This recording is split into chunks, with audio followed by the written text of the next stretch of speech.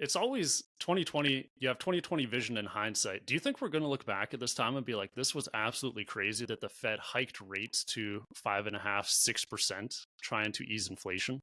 I don't think so. I mean, the bigger risk, honestly, is that the Fed doesn't get the job done, and that even though we have a moderate, even though we have a moderate recession or even a meaningful recession, that it's still not enough to break the entrenchment of inflation in the economy.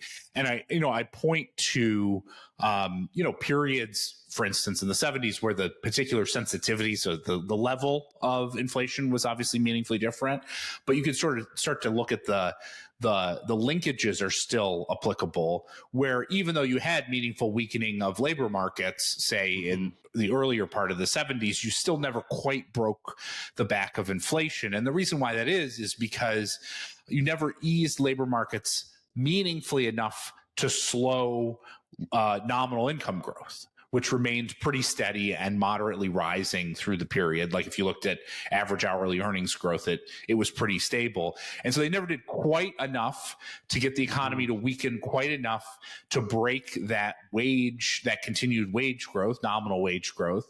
And that meant that inflation remained in the economy. And so I think that's really the thing that I think is, the question in terms of looking back, let's say 5 years from now, what will people have thought about the tightening?